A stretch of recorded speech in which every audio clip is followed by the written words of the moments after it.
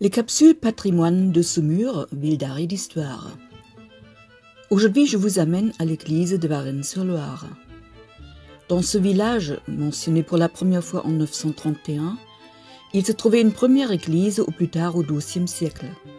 La paroisse se nomme Sancti Martini, mais attention, il ne s'agit pas de Saint-Martin de Tours, tellement connu et vénéré dans notre région, mais du moine Martin, dit de Vertou, un ermite du VIe siècle, nommé archidiacre de Nantes et chargé de convertir les gens.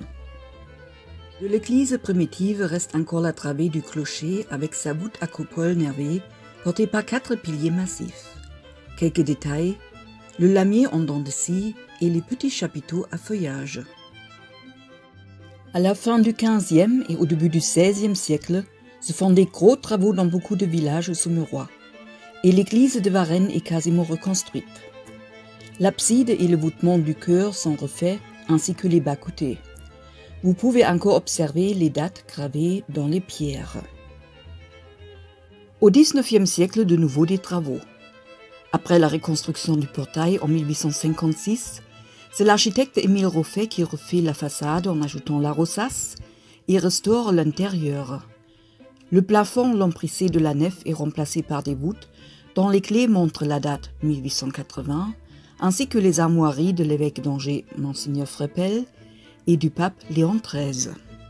À l'intérieur, vous pouvez, entre autres, découvrir un lutrin datant du XVIIe siècle, appartenant à l'abbaye de Fontevraud, avec des jolis détails sculptés. Également venant de Fontevraud, un tableau de 1661, classé monument historique, par le peintre angevin Claude Mussy. Au milieu, vous voyez un franciscain en train de prêcher, en haut Sainte-Claire et la Vierge avec l'enfant. Sur la gauche, on reconnaît la famille royale avec Louis XIII et son épouse Anne d'Autriche, le frère du roi Gaston d'Orléans et sa fille, la grande mademoiselle. Et sur l'autre côté, les âmes du purgatoire. Remarquez aussi juste au-dessus du tableau le petit morceau d'un vitrail du XVIe siècle montrant la Trinité. Les autres vitraux représentant des saints datent du XIXe siècle.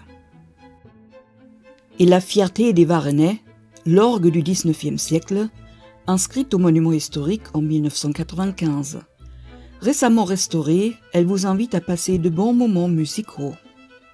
Pour finir notre visite, observez une petite curiosité. L'empreinte d'une patte de loup sur une dalle du sol réveille bien l'imagination de beaucoup de monde.